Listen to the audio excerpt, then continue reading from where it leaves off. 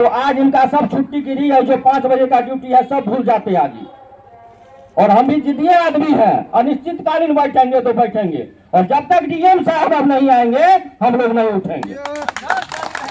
DM साहब आएंगे और कार्रवाई की आश्वासन देंगे और लोगों का मुआयना करके यदि बाढ़ पीड़ितों को मुआवजा देंगे, उनके फसल क्षतिपूर्ति देने का काम करेंगे, तो उनकी बातों को हम लोग मानेंगे और उनका सम्मान करेंगे। जब भी अन्याय हो तो उसको आवाज उठाना चाहिए, चाहे कोई अधिकारी हो, चाहे वो नेता हो, चाहे हम ही क्यों नहीं। यदि मैं गलत हूं तो मेरे खिलाफ आवाज उठाइए।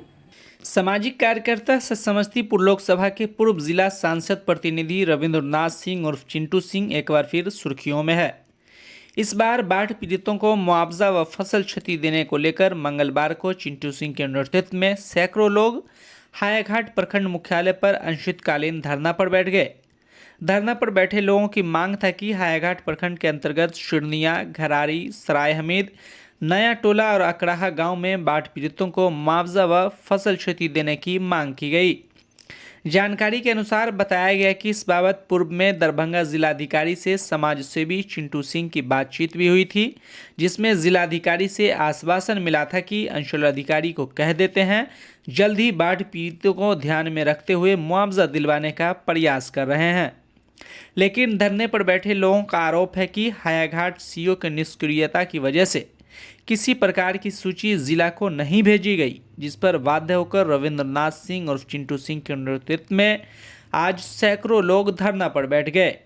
धरना पर बैठने वालों में सुधीर गुप्ता, अनिरुद्ध यादव, महफूज आलम और मदन चौधरी सहित सैकड़ों लोग थे। बताया गया कि जिलाधिकारी के निर्देश पर हायाघाट अंचलाधिकारी और प्रखंड विकास पदाधिकारी ने धरनार्थी से वार्तालाप की और उनके मांग को स्वीकार करते हुए बाढ़ पीड़ितों को मुआवजा देने की बात कही। अंचलाधिकारी और प्रखंड विकास पदाधिकारी के आश्वासन पर धरना को समाप्त करवाया गया। ब्यूरो रिपोर्ट, नैतिक समाचार, दरभंगा। खबरों से बने रहने के लिए नैतिक समाचार को यूट्यूब पर सब्सक्राइब कर बेल आइकन जरूर दबाएं। साथ ही ये वीडियो फेसबुक, इंस्टाग्राम, ट्विटर पर देख रहे हैं तो लाइक, फॉलो और शेयर जरूर करें। साथियों, मैंने जब बात किया, डीएम साहब का फोन आया था, उसके बाद वो छुट्टी पर चले गए हैं। नहीं तो आज इनका सब छुट्टी गिरी है, जो 5 बजे का ड्यूटी है सब भूल जाते आज ही। और हम भी जिद्दी आदमी हैं, अनिश्चितकालीन बैठेंगे तो बैठेंगे, और जब तक डीएम साहब अब नहीं आएंगे हम लोग नहीं उठेंगे। और डीएम साहब आएंगे और कार्रवाई की आश्वासन देंगे और लोगों का मुआयना करके यदि बाढ़ पीड़ितों को मुआवजा देंगे, उनके फसल क्षतिपूर्ति देने का काम करेंगे, तो उनकी बातों को हम लोग मानेंगे और उनका सम्मान करेंगे।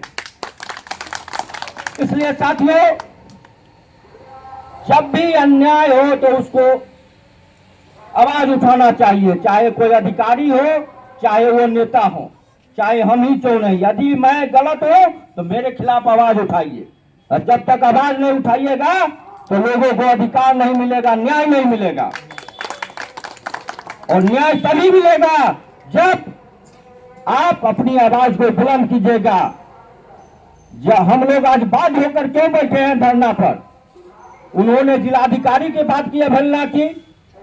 यदि डीएम साहब कह रहे हैं तो उनको भेजने में क्या जाता है, रिपोर्ट भेजने में क्या जाता है, किसके राजनीतिक दबाव में है सभी लोग जानते हैं। आखिर क्यों?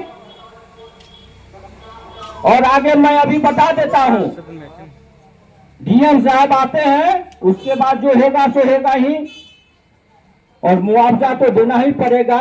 और हाई कोर्ट में, माननीय उच्च न्यायालय में हम लोग PIL भी फाइल करेंगे,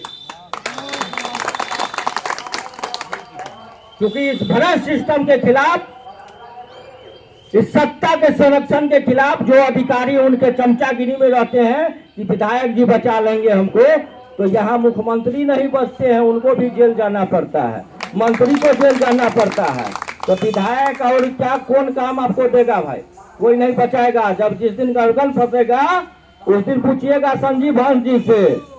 बहुत बड़े नेताओं के पास बैठते थे, उनके आदेश का पालन करते थे, किसी को लगाते नहीं थे। आज संजीव हंस जेल के सलाखों के पीछे हैं।